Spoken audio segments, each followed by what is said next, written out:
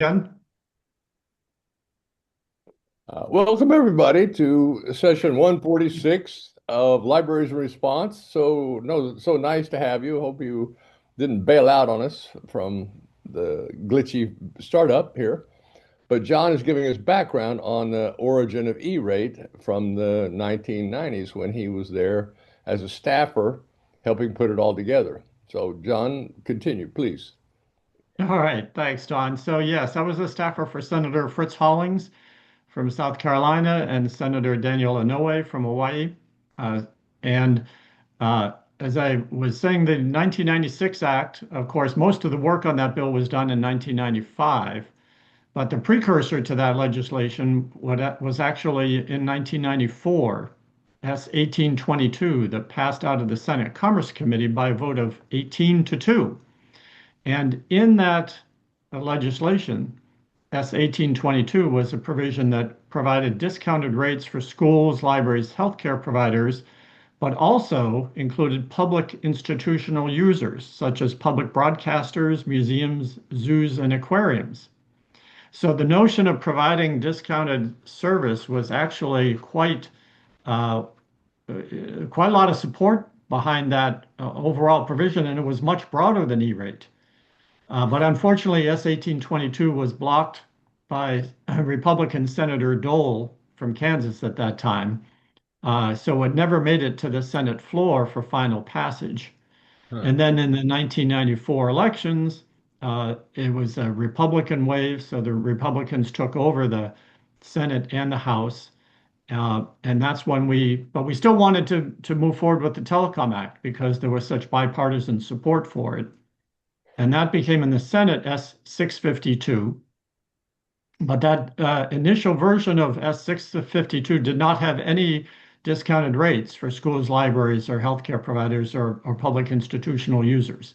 That was not included in that Republican bill. So Senator Olympia Snowe and Senator Rockefeller joined together to offer an amendment to S 652 in the committee. So Senator Snowe was the Republican senator from Maine, Rockefeller, the Democratic senator from West Virginia. They joined together and it narrowly passed to the committee by a vote of 10-8. Wow. But that was significant. Just one vote made that difference. Senator Snowe, all the other Republicans voted against it in the committee. But that's Hmm. how the E-rate program got started in the legislation in the Senate side. Now, in the meantime, Senator Markey, then Congressman Markey, was working on a similar provision in the House. But the Senate bill, it was interesting. The E-rate provisions seemed to get more and more support as time went along. So when the bill 652 came to the Senate floor, Senator McCain, the Republican from Arizona, offered a motion to strike the E-rate provisions out of S 652, and that amendment lost by a vote of 36-58. So even though Republicans were in control of the Senate, a lot of them voted to support the E-rate program. And then when we got to the conference, and it became, we negotiated with the House on a common bill. There was even more support for E-rate provisions at that time. And in fact, in the closing signing ceremony in the Library of Congress, even Newt Gingrich talked positively about the need for the internet to promote education. And he recognized that this bill was happening and he wanted to get out in front of it and claim victory. So that was fine with us. I was glad to see that this was a bipartisan effort to bring the E-rate program into existence. And then, of course, it faced some turbulent waters when it became, after the act passed and the FCC started to implement the program, then there was a lot of divisive antagonism toward the E-rate provisions, and it was, derisively called the Gore tax because the Universal Service Fund was increased in funding to pay for E-rate and the rural health care program. But we survived that once the money began to flow, and Reed Hunt, then chairman of the FCC, stood his ground and kept the program going, and it's been very successful since then. Um, so I Hey. think it's become kind of a bedrock of our communications policy that schools and John, libraries deserve. it's 9:15 and Ed may show up at any moment. So I can't see the screen from where I am. It's just too bright. Uh, so let me know if Ed shows up and I'll welcome him. Okay. Yes. Ed, Or anyone that's an invitation to anyone to jump in. I may not be able to see it when he joins also. Ed and I started collaborating in 94 around opening the cable network to shared use. They didn't have to do it. The phone companies did, but not the cable companies. And it was just one more case where they used each other's relief from having to do something to get, uh, well, get relief. And so he's been battling this for forever. Well, And he's been a great champion. I mean, I have a lot of respect for Senator Markey. You know, he was always working on the legislation to promote competition, promote technological advance and innovation. But I think we shared a common concern about monopolies dominating the business, and the fact that they were very slow to innovate. So creating more it's been a competition in fantastically 96. successful program in providing connectivity to schools and libraries. And well, they're just getting it straightened out. Uh, Well, welcome. that's right.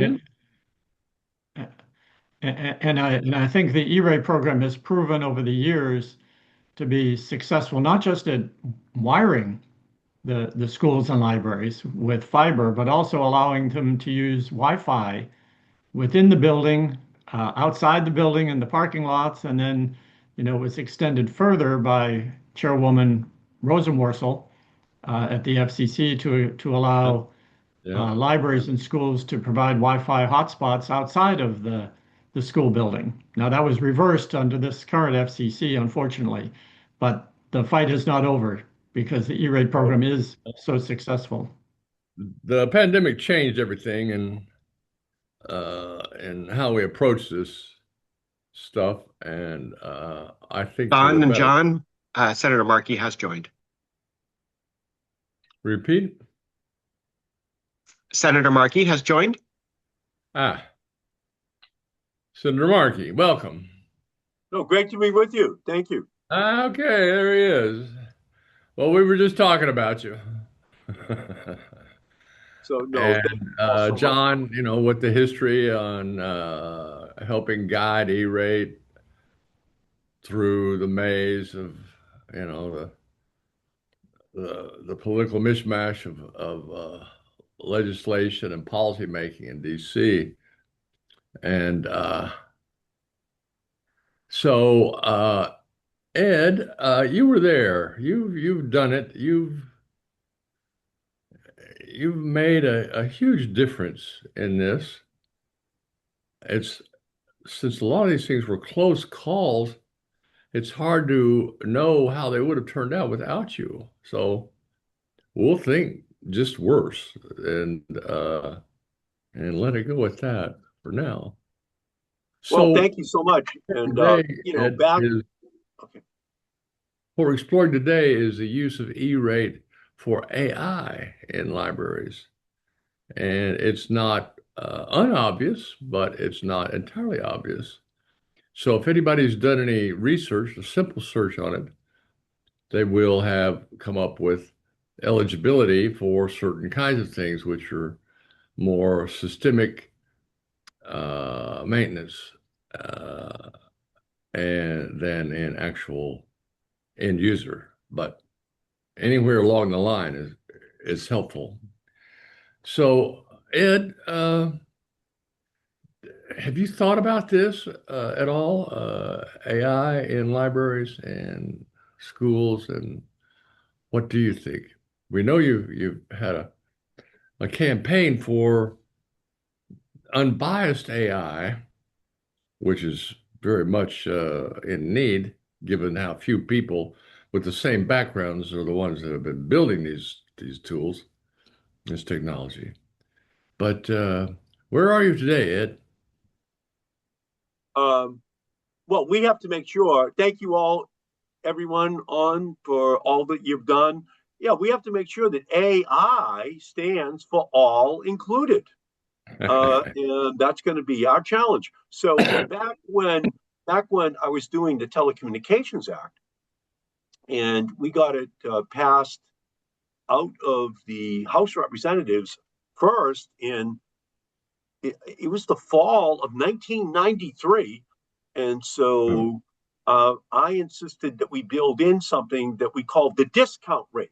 That is the discount rate for schools, for libraries that would be available to provide digital services. And then Bob Dole killed the whole bill in 1994, just completely, destroyed it. Thanks, So then Bob. in 1995, we came back and we began work on how we could, construct now something called the E-rate. I called it the E-rate. I wanted to call it the Ed rate, named after myself, but my staff said I couldn't call it the Ed rate. But it was the education rate. It was the accessibility for for all schools, all libraries, for other purposes in our society. So why did we do that? Well, pretty simply, we did it because we knew that ultimately what came to be known as the Telecommunications Act of 1996, which we originally had passed in the House in 1993, was going to speed up the rate of change in our economy, change up very quickly, moving from analog to digital, to broadband, moving us from kind of a world that we had lived in for a long, long time to a brand new explosive broadband world. So we had to change, and we had to make sure that every kid in our country got access to the skill set they would need in order to be able to thrive in this modern world. So we built in the E-rate, which is now $75 billion since 1996, including the $7 billion that I was able to get in 2021 for tablets, for Wi-Fi access, for kids at the height of the pandemic. So it's now $75 billion, the biggest educational technology program of all time. And now we're moving to the AI world, which is just another version of what we've already had, except on steroids. And it's even more necessary that we guarantee that kids have access to the technology, that they're able to master the skill set so that it doesn't leave them behind. And as you're saying, we need to make sure we build in safeguards, guardrails against kids being harmed by this AI world. But at the same time, they should have the ability to completely and totally enjoy the benefits of it. And we know it's never going to be safe. There's going to be some angle that people are always trying to play to undermine it. Actually, John and I were at the Supreme Court last year when there was a challenge to the Universal Service Fund. Its very constitutionality, and the Supreme Court, to its credit, even a blind squirrel finds an acorn once in a while. They voted to protect the Universal Service Fund. But we just can't rest because we know that there are especially corporate interests, ideological interests out there that would just like to collapse it. And we know who's going to be hurt the most, the kids who are the future of our country. Not only kids, Ed, but just people in general who don't wherewithal or are mystified by all this and rely on libraries to help them engage with technology that's strange to them. That's the point of being able to put AI kiosk inside of a library, which is what we've started to see happen at the public AI. So not just the Oh, kids, but 100%. 100%. In the Malden Library, where I live in Malden, Massachusetts, which is a blue collar community, you walk into the Malden Library and there's 20 people. It looks like the United Nations sitting there, in the afternoon with people using the technology that the E-rate makes possible in a blue collar and poorer yes, community. So you're right. We just have to make sure that it's universally accessible to everyone. everyone, AI Uh, for everyone, all included. Exactly. all included. We'll remember that. Absolutely must be. And you and I engaged for the first time around 94, sorry, maybe 95, on getting the cable companies to open their networks the way the phone companies had. But the cable companies resisted and prevailed that they didn't have to do that, which the phone companies later used as a way to get relief from having to do that. So, absolutely, there are people out there, companies out there, first interest is to maximize profits. That's the whole point of a public AI, rather than just rely on the tender mercies of Mark and Jeff and Elon for this critical, seemingly critical new technology. Why not have a public alternative, a public option? Excuse me. And we're down with that. We think No, that makes you're perfect. exactly right. And again, 75 billion is just a drop in the bucket to the Billionaire Boys Club. They'd love to have it Yeah, all in their pockets, though. There's just something about them. They just want it all. But the only time you get something for the little guy is when the big guy wants something. So ultimately, what became the 1996 Telecom Act, they wanted some stuff. So we just said to them, okay, we're going to get something for the little guy. All the people out there who are going to be swept into this incredible .com bubble, but we're going to make sure they get the skill sets because of the deployment of that broadband network. And we've largely succeeded. It's not completed, and there's still much more work to do. But we start with defending what we've already got, and then as the years go by, continuing to expand. basic horse trading. It's 100%. But as the big guys want something for AI right now, we got to let them know. Okay, but what's in it for the little guy? What are the protections? What are the opportunities? What are the benefits that they're going to receive as well at the same time? Not we'll come back and visit it later. You're right. 75 billion is pocket change to these companies spending hundreds of billions of dollars a year on servers and upgrades and chips and so forth. But if you ask them for $10, they'll go, well, it doesn't really fit into our budget. It's just the way they're constructed, right? To optimize profits. So anything less than that is lower priority. And Yeah. that's the point. When it comes down to it, to make a choice for public benefit versus a corporate interest, they have to choose the corporate interest. It's built into their bylaws. So I don't begrudge them. All right, they have to maximize profit. They want us to help them. Okay, we Yeah, we believe in innovation. We also believe in everyone in the country getting access to that innovation. And absolutely. so let's sit down and talk about it. So that's pretty much um, where I am, where I've always been. And again, I can't thank you enough. We're in session. I'm right underneath the floor of the Senate right now, and we're in session right now. But I didn't want today to pass without my being able to get on. And thank everybody, John, everybody, the Hall of Famers who have all joined here today for this historic revolution. It's the first time again that educational technology got deployed for poor kids at the same rate as rich kids. And as y'all pointing out, but it's for everybody of all ages. Thank And thank you for libraries ducking got out, this. Ed, and being with us for a short time. It's great to have you always. And you're to be congratulated on this 30 years anniversary of E-rate. which you have been a pillar of, and the country is much better off for it. The people in the country are much better off for having this. The kids, the libraries seem to be perfectly suited to fill this bill, both public and school libraries, as far as that goes. So we'll continue to watch your mechanizations, your horse trading, and see what comes next. Hopefully, Thanks, you'll Don. take a look at public AI a bit. I'm with you. We need public AI. I'm with you. I'm with you. Great, great, super. We'll have it recorded for you if you want to go back and look at it, or I can hook you up with these people which are on now, and we're going to hear from Moshin as part of the public AI network. It's like growing like. John is talking to Danny Vinicom, my staff, all the time. So we'll plug in. Okay, great. Thanks, Ed. See you next time. Thank you all so much. 30 years. And Thank you, Senator.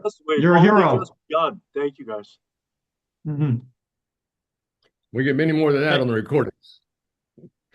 Super. Hey, Don, could I jump in before you go to the next stage? I just want to pick up on something that Senator Markey said about AI being all-inclusive, and how we in the Billionaire Boys Club really benefited in a couple ways from the 1996 Telecom Act. Obviously, Section 230, which was adopted in the Telecom Act, insulated the big online companies from liability.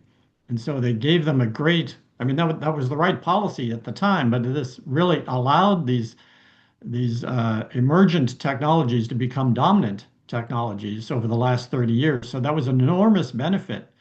But in addition to that, the E-rate program itself was a benefit to these online companies because it expanded the market.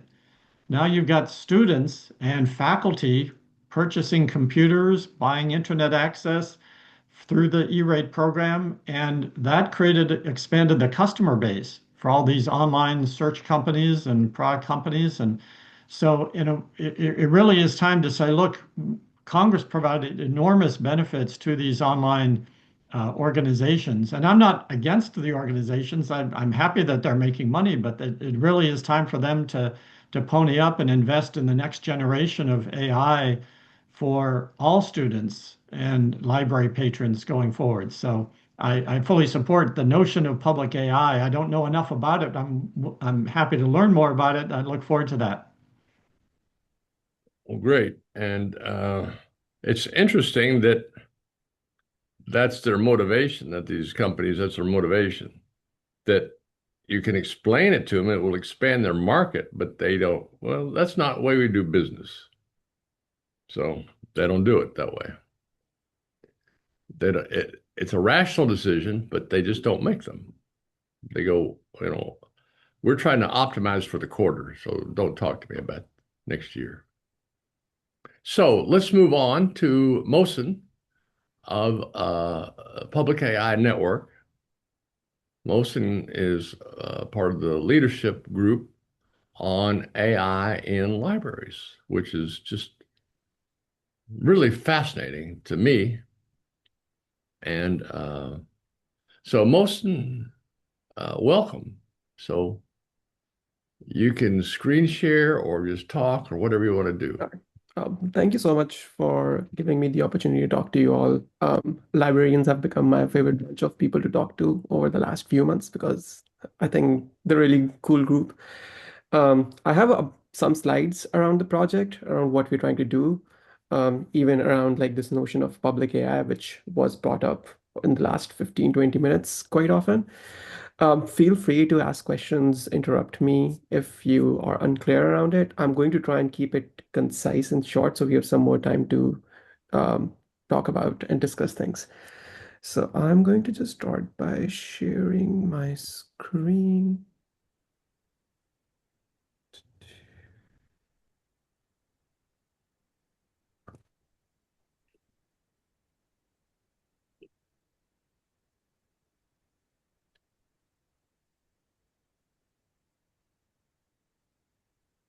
Okay, so This project, we're calling it as libraries as AI makerspaces, and there's a reason why we're calling it. I'll get into it in a little bit. But primarily, what we're trying to do in this day and age is trying to create space for libraries to transform themselves into hubs for public AI. So, how might you think about this new role of librarians and libraries in the age of AI? So this is a partnership program that we're running with MetaGov, Utah State Library, New Jersey State Library, and Library of Congress. So we've been like lucky enough to be advised by a bunch of great librarians who've been helping us curate and build out this program over the last year or so. So I'm going to get just like right into it. And this is the latest picture that came out of Wattsboro, who I think is actually on the call. And they deployed these kiosks last week, sorry. So this was like a major win for us to actually finally be able to push this out. I'm going to just go give you a quick demo of what these kiosks look like and what do I mean by these. So basically, imagine your patron shows up and they're greeted by this interface. In this interface, they can the idea here is that they get access to all these cool new cutting edge generative AI services at the click of a button. So they can, in this case, they can decide to code. So they come in and they can like build out a website or a simple web page. They can come in and create music. They can come in and generate images. They can come in and generate videos. And of course, you have the traditional public AI like chat, just like, being able to chat with a bot. In another instance, what we want to do here is we want to give these, because libraries are these public places, we want patrons to have their own like accounts, which they come in and they can like, come in and use and build things. So for example, you, uh, so if they have their own account, they will come in and they can come in and like, resume their own work that they've created. If they have, for example, created like images, they can come and like download these images, resume whatever they were doing. Same for like videos. The idea being that these kiosk spaces give them a curated, uh, safe, private space for them to come in and make things of their own. Each account in this instance gets a pool of 100 credits, which get depleted as you use. So they're kind of variable, depends on like how much, like if you're making like a 32-second song, it will cost you 16 credits. These are renewed every week. After every week, also the libraries themselves have access to a pool of certain credits that allow libraries to like give out more credits to the patrons. You can create as many accounts as you want, like as a patron, like in the library. So you can have like 100 patrons on this, you can have 50 patrons. What we're also trying to do is simultaneously is in this interface, build out support and accessibility for patrons of all kinds, which is kind of a demo feature that we are building out right now. So I cannot demo it right now, but the idea is that as patrons kind of continue to navigate these spaces, they get contextual information. Okay, how might I make a good sound clip with AI? Or how might it generate like an image, specific kind of an image if I would like, if I want to perhaps create a poster for my small businesses. The idea here is that the patron is not paying anything. The library covers everything. So this is like all free for the patron. So what do we think this program is trying to do? So there are like four things. The first is that we think that this will kind of shift conversations around libraries into these like digital maker spaces where patrons are not just like learning about AI, but actually building real world AI skills. Like how do you create images? How do you like create videos? How do you like generate artifacts with AI? Secondly, it's also trying to bundle all these premium subscription grade tools into one free library service for the patrons. So if you were trying to like get access to all of these like generative AI services, myself as like a PhD student, I cannot afford that uh, kind of money. So the idea is like building accessibility everywhere. And that kind of leans into the third point of like these kiosks. The idea is that they're accessible by the nature of them being in the libraries, accessible to everyone, from elementary students to seniors coming in to just learn about AI in kind of a responsible way because we see libraries as a responsible, safe space to learn about AI. And finally, all of this is just low friction infrastructure. What I mean is If you're trying to deploy this kiosk in your library, you don't need anything except for a computer that has internet and has a browser that runs. You do not need to buy new GPUs. You do not need to invest like new shiny workstations. It runs on any computer that will have access to internet. So why are we interested around this? This was a survey that came out last year. uh, Clarivate and Library Journal talked about it, like how there's like 1% public libraries are actively implementing AI, and like over half had no plans on pursuing that, primarily citing like lack of institutional support and shrinking budgets. And one of the reasons that we were trying to do at Public AI is provide both of these, like provide accessibility in terms of affordability, and also provide institutional support to libraries when they're thinking through these issues of, okay, how might you start thinking about AI in their own context? And you compare kind of this reluctance and kind of obstacles around implementation of AI in libraries to the growing number of US adults who have used at least this chat GPT, and this is like their own number. So there's this mismatch on like people adopting AI in their daily lives and then libraries kind of lagging behind. That's what we're trying to uh, deal with at Public AI. So taking a step back, what is public AI? So at public AI, what we're trying to think and ask you to do is think AI as a public infrastructure, just like parks, highways, libraries, electricity, water, the internet.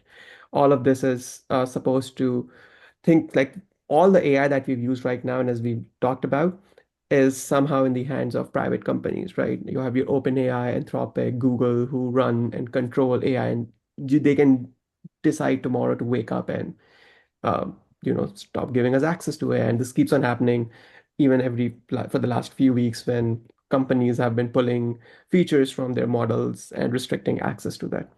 So at public AI, what we're trying to figure out is that first and foremost, it's an idea.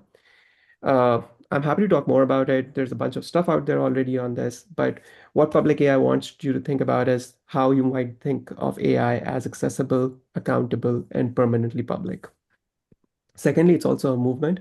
So it's not just one organization, it's a network, a global network of folks from various organizations contributing their own time to build out this kind of vision of public AI.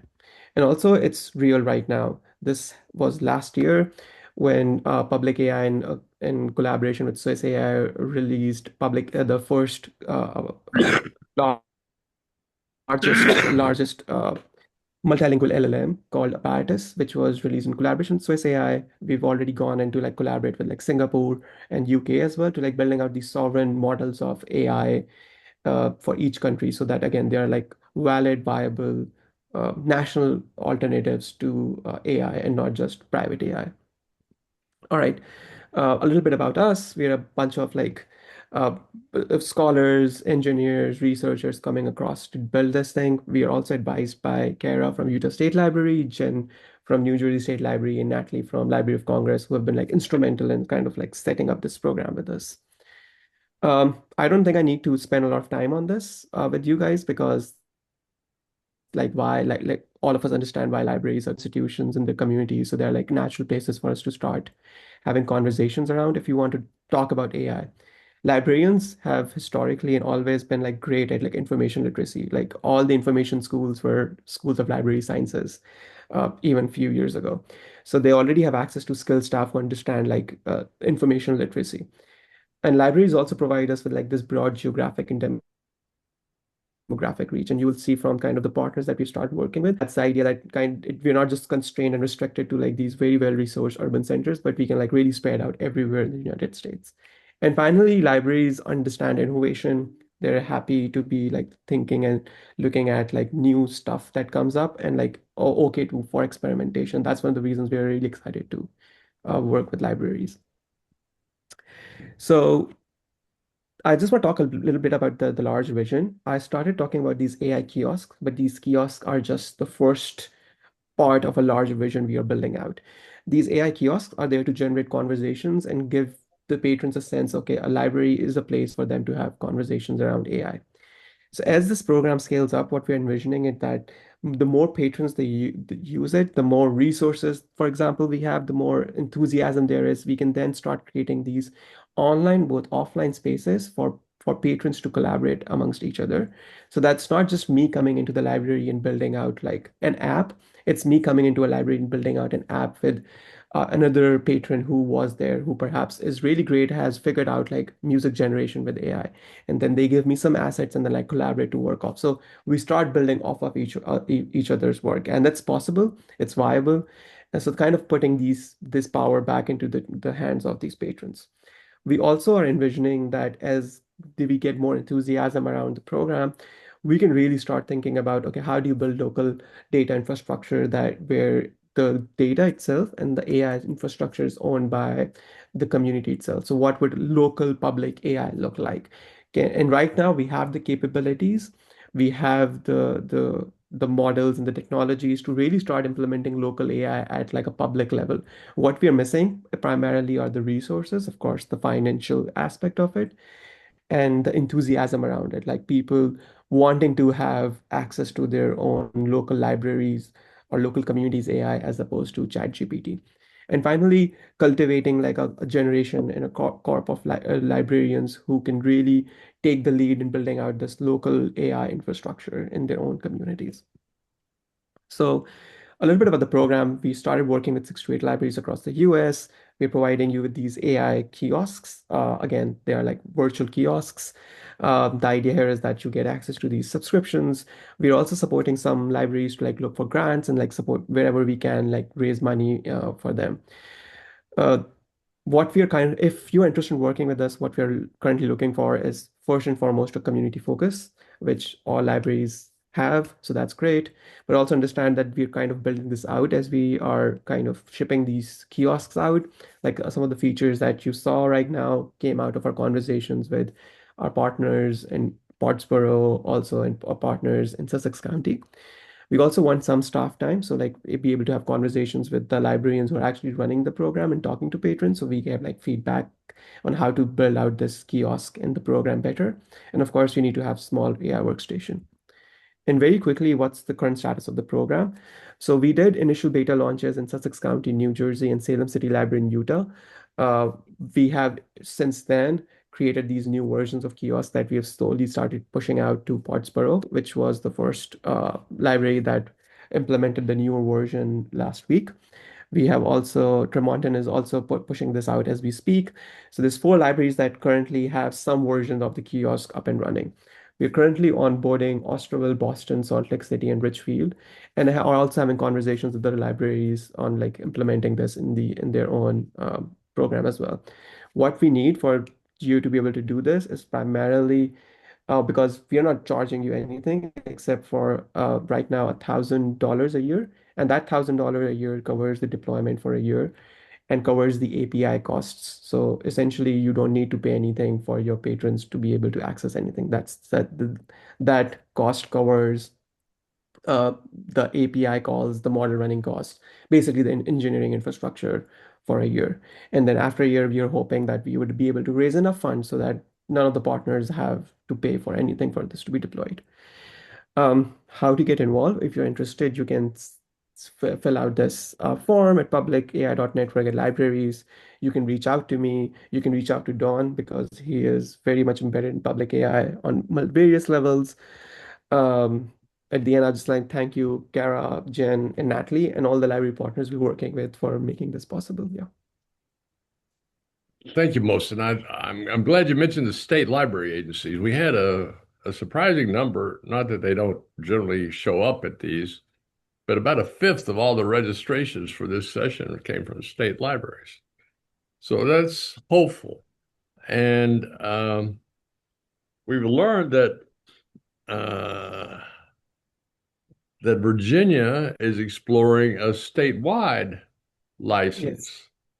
to do this. So that's exciting. Yeah. But And there's some conversations in Maine around this as well. Apparently, Maine is also interested and intrigued by this. So that will be like really cool to see like a statewide rollout of this. right. Okay.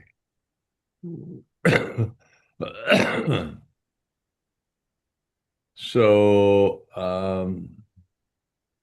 that's the picture. There's a question in the chat about what is the underlying LLM you're using? So, okay, so there are two Lying questions. what? I see the questions in the chat. So there are two questions around, are they in library use only and can patrons use this at home? Our conversations with the partners, they wanted libraries to be only using this at in the library. So this is how it's designed right now. We can theoretically open this up for like patrons use at home. Um, but right now they can only use this in the library on the kiosk that has been authorized to do. What underlying LLMs are you using? So there's a bunch of LLMs that we rely on. Most all of them are open source except for the music generation one, because there are no really great alternatives for open source generation. So the ones that we are working with are, of course, Apparatus. Though we also experimented with GLM5. We also experimented with Gemma. So we keep on swapping in and out these LLMs based on what's the best one out there, but also economically viable, and is it open source. We try and like use open source and ethically sourced model as much as possible. Interesting.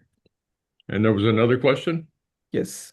So this theoretically can run on any API or any PC that has access to the internet.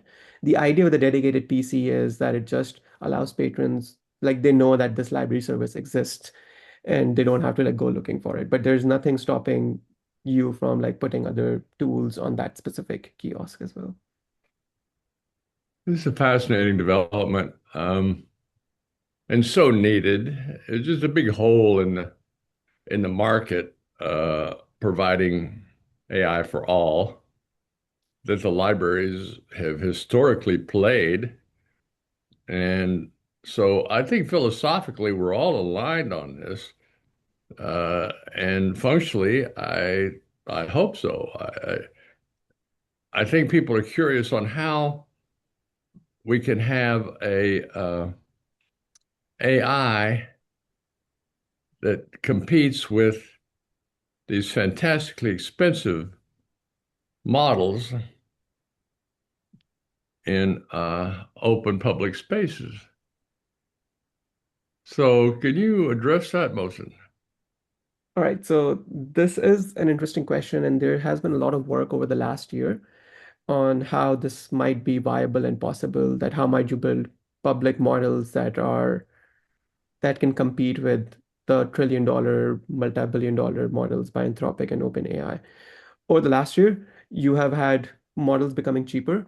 So what it took for the first GPT to train versus the newer models, more open source models that are coming out are much more comparable. So yes, they are not the shiniest, newest model, but they can like still hold their own, like the models that were like 6 months old or even a year old. So they are very much viable and usable. And there are a lot of conversations, especially in Europe, around, and also like South Asia or Southeast Asia, around building sovereign models. The idea that government supports, like very much like NSF and all these other agencies for funding the first part of the internet.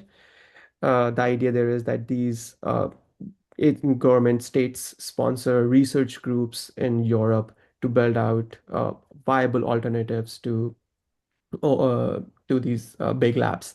And it's theoretically possible as this architecture is resolved, it's refined more. And it's really just a matter of also people starting to say that we want like ethically sourced or open source models as opposed to, using ChatGPT, for example. Yeah, yeah. It's still impressive. And I think people are skeptical that that the public could compete with these private companies at all, given how much money they're spending. Yeah. But your approach of taking it out and putting in the infrastructure component, I think is brilliant. And Thank you. we've seen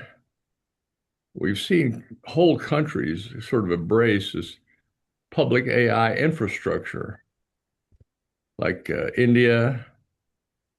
They don't want to just turn loose the wealthiest to capture the markets. They want it to be available for everybody. So they're making policy to expand its use and its availability. So this is, I think this is good news. It's hard to come by in this age of AI. Anybody, any other questions? Just jump in. No? Okay. Don, I'm trying to understand a little bit more. So forgive this naive question, but why is this better than a website? I mean, can't you go to a website and get access to this information? Most, When you say a website, you mean the AI version, right? The kiosk. Well, like a public, you have a public version, right? You've got a .co URL Yes. for public AI Yeah. .co. Yeah. So can I just go as a public user, just go through my computer to that website and get access to the information? That's, yeah, you can do that, but that's only for the chat functionality. So that's just the chat. But like if you want to have access to image generation, music generation, video generation, that's what the app does. So there are two things that the app is doing. It's giving the patrons free access to all of these services without them having to pay any penny. And also it's giving them access in like a user-friendly way. So if you were to like try and use these tools on the website like Midjourney or Replit, they are really overwhelming for like a new patron, for a new user. So the idea is how do you make them more accessible and understandable, instructional to the patrons. good. Well, its time has arrived. We have to have a solution for this. Otherwise, it's clearly going to be a case of tech haves and have-nots.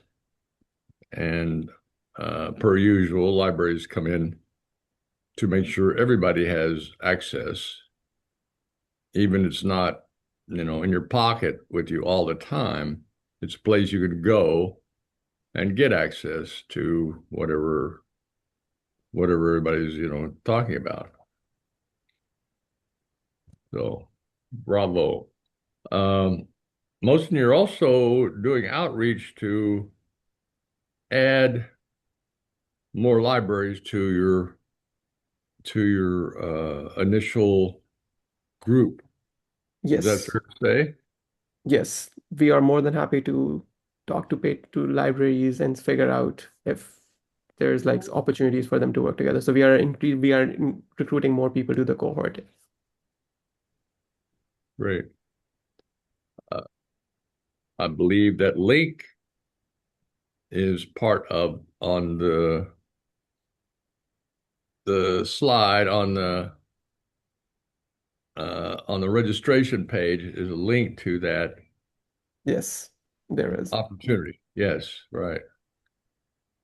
So this is very early stage, but it's very exciting that there is a public option to private enterprise controlling this critical new technology.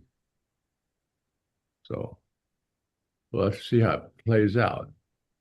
And Don, if you don't mind me asking another question, you've Oh, been go ahead, Todd. analogizing this to E-rate, and E-rate is, of course, a subsidy mechanism that's paid for by consumers of telecom services.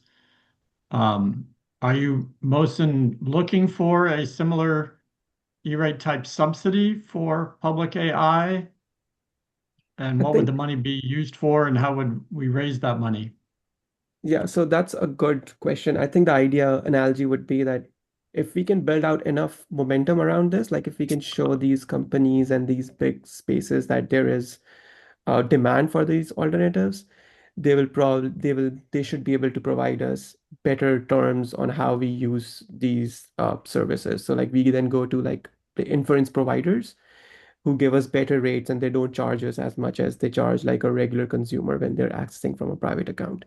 So public libraries then can negotiate better terms. And this probably, hopefully, starts like a longer conversations, even around like big labs that if like Anthropic wants to provide AI services to a library in Salem City, they will give them a massive discount so that they are part of the conversation I'm sorry, massive discount on what?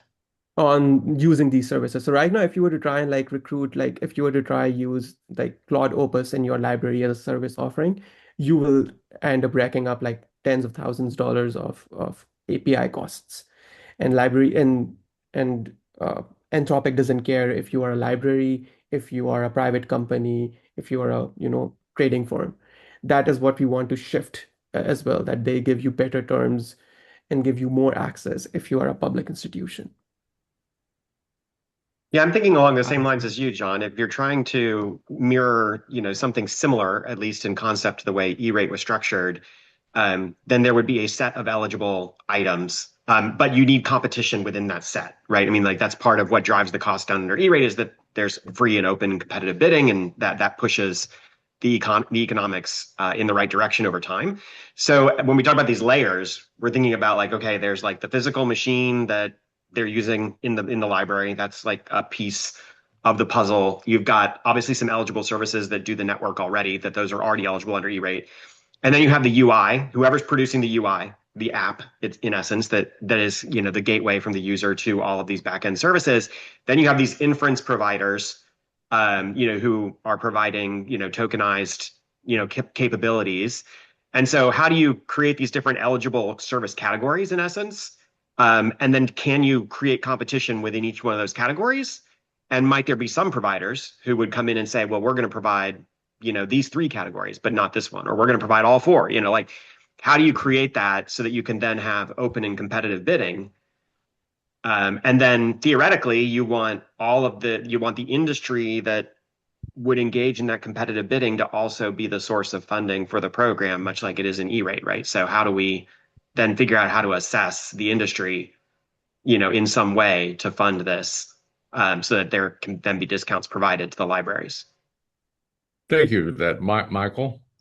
Um, it's a great question, but if you do a search right now, you'll see that there are a number of things which do seem to be eligible in network security and maintenance that are not so much just about accessing the internet, but how to operate. So we'll see how this plays out, and hopefully it will work for everybody. Yeah, So we have kind of a, go ahead. just want to add to what John and Michael were asking, because E-rate first does not provide for end user devices. So the kiosk and things like that will have to be a part of what the library buys.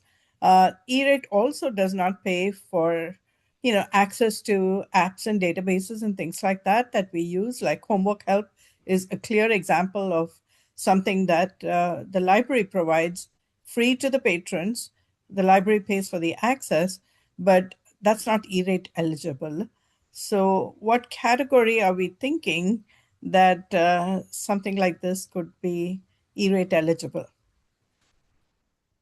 I think it would be in category 2 as well as category 1, but that's the kind of thing that needs to be shaken out as we implement this right now.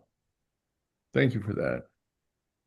It's Also, like opening a can of worms, because then if we say that AI apps are going to be made E-rate eligible, and theoretically, let's say, then all of the other things that we get from EBSCO or anyone else will also be competing for the same kind of eligibility status, won't they? Yeah, yeah. Um, the I point think being what you're, that the new cost is totally software. It uses an ordinary computer as a station, and so it's very doable for most libraries to have one of these, and seems to be working. But we'll learn more about that. Diane Connery from Pottsboro Library was among the first to seize this opportunity and get a working model in her library, which I think we used as a image on a registration. Maybe not. So we're over, but of course we started late. Thanks very much for your tolerance.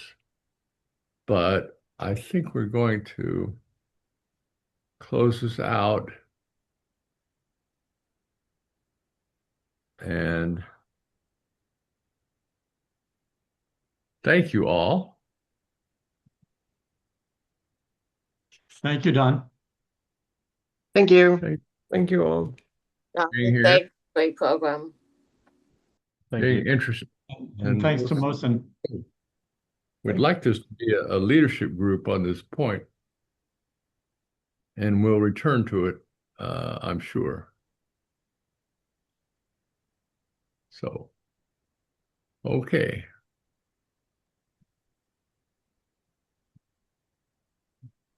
Okay.